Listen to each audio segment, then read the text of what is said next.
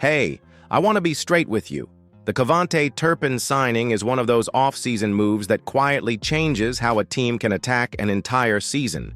Back in March, the Cowboys committed to a 3-year, $18 million deal for Turpin, and on paper, some people shrugged because he's known as a return specialist. But what you've seen in camp and what Schottenheimer is doing schematically makes that $6 million per year look a lot smarter than it did a few months ago. Don't make the mistake of filing Turpin under just special teams. He's a playmaker in the return game, sure, but the Cowboys are giving him offensive snaps that turn that special team's safety net into actual offensive upside. When a player can change field position every time he touches the ball and also threaten to create mismatches in the offense, you stop thinking of the contract as a luxury and start seeing it as roster architecture. Here's the simple math. Turpin guarantees a baseline value on special teams. That's his floor. But Schottenheimer isn't stopping there. He's built packages where Turpin lines up in the backfield, takes handoffs, motions across the formation, and runs horizontal concepts that stress defensive matchups.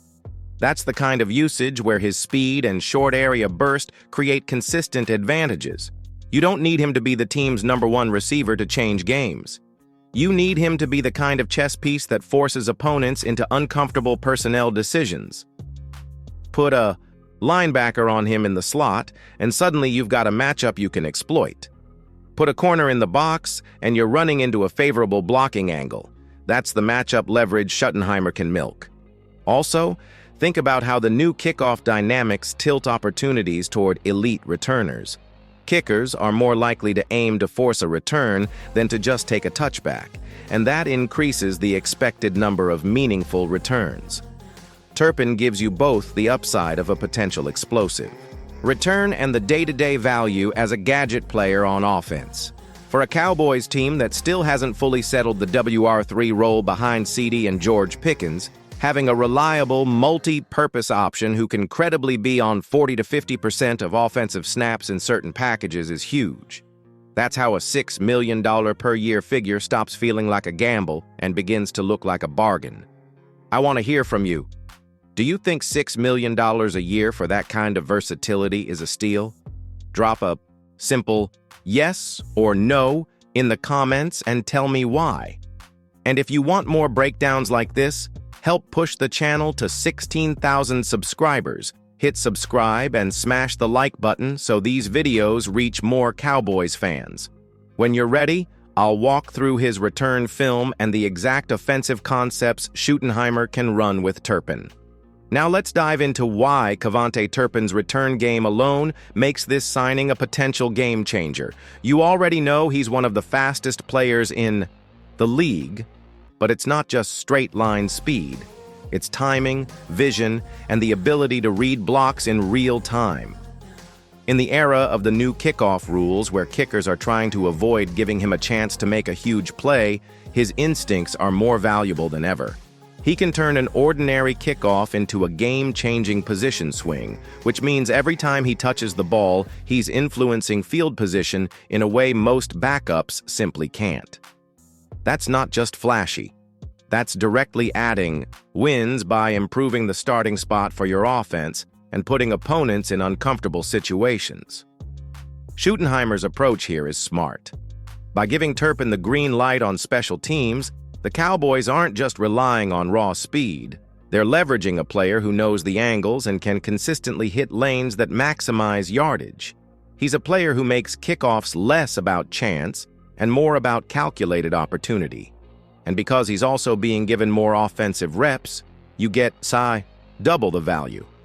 Your explosive returner is simultaneously learning routes, timing, and handoffs that can sneak him onto the field in multiple roles.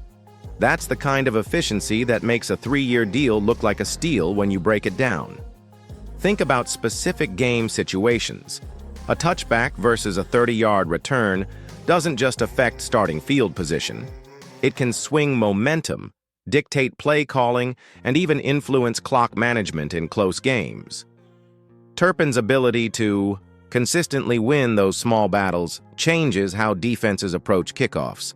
They have to respect him, which means other coverage units may adjust in ways that create tiny but crucial openings for your offense. That's hidden value that doesn't show up in traditional stats, but makes a real difference over the course of a season. Now, I want to know from you. Would you rather have a versatile returner like Turpin, or keep an extra depth piece on defense? Type your choice in the comments, and let's see what the fan base thinks. And if you appreciate seeing the strategic side of these moves, hit that like button and make sure you're subscribed so you don't miss when we break down how Turpin will line up on offense. All right, now let's talk about how Schottenheimer can use Turpin on offense. And this is where things start to get really interesting. You're not just looking at a guy who catches a few passes here and there. Turpin has the versatility to line up in the backfield, motion across formations and run routes that stress defensive matchups. Think of it this way. When he's in the backfield, linebackers suddenly have to make a choice. Do they stay home to defend the run, or do they cover him if he slips into a route? And corners can be forced into unorthodox situations, sometimes acting like a pseudo-linebacker when Turpin motions across the formation. Those mismatches are exactly what makes gadget players like him so dangerous in the modern NFL. Schottenheimer seems ready to give Turpin meaningful snaps. He's not going to be the team's #1 back or wideout, but you will see him in packages where he can get handoffs, jet sweeps, or short horizontal routes across the field. Those crossing patterns are where Turpin shines. He has the quickness to separate from defenders in short spaces and the vision to find the open field when defenses overcommit.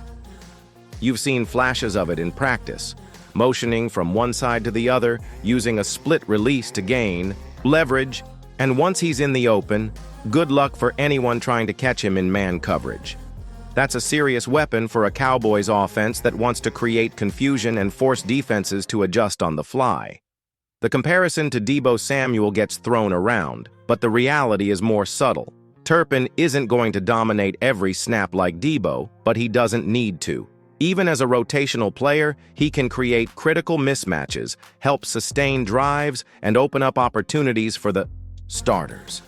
Think of him as a chess piece on offense, a guy who forces the defense into uncomfortable choices, makes your other skill players better, and adds layers to the offense without needing to be the focal point. That kind of flexibility is exactly what makes an $18 million contract for 3 years look like a bargain when you see the potential ceiling. I want to hear from you. What package would you like to see Turpin used in the most? More handoffs in the backfield, motion routes, or gadget sweeps? Drop your answer in the comments. And don't forget to hit like if you love seeing the Cowboys use creativity on offense. Now let's look at how Turpin's signing fits into the bigger picture of the Cowboys' wide receiver room and overall roster. Up top, you've got CeeDee Lamb and George Pickens, a duo that could legitimately be one of the best in the NFL this year. But when it comes to the WR3 spot, things are less certain. Jalen Tolbert and Jonathan Mingo have been battling it out in camp and the preseason, and so far, neither has fully separated themselves. That's where Turpin comes in. His ability to play multiple roles means the Cowboys can rotate him in without committing fully to either Tolbert or Mingo, giving the team more flexibility and keeping opponents guessing. He's not just filling a roster spot, he's adding value across special teams, running back packages, and the wide receiver rotation. From a roster management perspective, this is huge. Normally, player who can only return kicks might take up one of your 53 spots but not have much offensive impact. Turpin changes that calculus. By contributing as a returner, wide receiver, and occasional backfield player, he essentially gives the Cowboys 3 players' worth of versatility in one contract. That could free up spots for depth elsewhere or allow the Cowboys to carry an extra lineman, linebacker, or defensive back without losing functionality on offense or special teams. It's a roster-building masterstroke that might fly under the radar for casual fans, but matters a lot when you're trying to optimize every snap. Training camp and preseason tape also hint at how Schottenheimer plans to integrate him. Turpin's offensive snap count last year hovered around 30%, but this year, it looks like it could easily reach 50% in certain packages. That's a significant jump, meaning he's more than a gadget player. He's a rotational offensive weapon. Whether he's motioning across the formation, taking a handoff, or running a crossing route, Turpin adds unpredictability to an already talented offense. And for the WR3 battle, that could be the difference between having a reliable option on game day and relying on a less experienced player in a crucial spot. I want to hear from you. If you had to make a tough choice, who would you cut or rotate out to make room for a player like Turpin? Drop your thoughts in the comments. And if you love seeing smart roster decisions like this, make sure you hit the like button and subscribe so you don't miss the next deep dive. All right, let's wrap this up and put everything into perspective. The Turpin signing was a move that may have flown under the radar back in March, but the more you break it down, the more it looks like a smart, forward-thinking decision. 3 years, $18 million. At first glance, some might have raised an eyebrow because he's just a returner. But Turpin brings so much more to the table. He's a dynamic returner who can change field position and momentum, a versatile offensive weapon in Schottenheimer's scheme, and a rotational piece in the wide receiver room that can help balance the roster and create matchup headaches for defenses. That combination of roles makes this contract look less like a gamble and more like a calculated investment in flexibility and upside. Think about what to watch for when the season starts. Pay attention to kickoff and punt returns. Those are where Turpin's speed and instincts give the Cowboys immediate field position advantages. On offense, watch how Schottenheimer lines him up in backfield packages, uses motion across formations, and incorporates horizontal crossing routes. Notice the mismatches he creates against linebackers or cornerbacks and see how that opens up opportunities for the starters. Even if Turpin isn't the primary target on every drive, those small but consistent contributions can swing games and help sustain drives. In critical moments, over a full season, those subtle advantages add up, and that's exactly why this deal could age very well for Dallas. So here's my final question for you. Do you think Turpin will make a measurable impact on wins this year? Type yes or no in the comments, and let's get the discussion going. And don't forget to subscribe to help push the channel toward our 16,000 subscriber goal. Hit that like button if you appreciate deep dives like this, and keep those notifications on, so you don't miss the next Cowboys breakdown. Either way, this is one off-season move you'll want to keep an eye on all season long.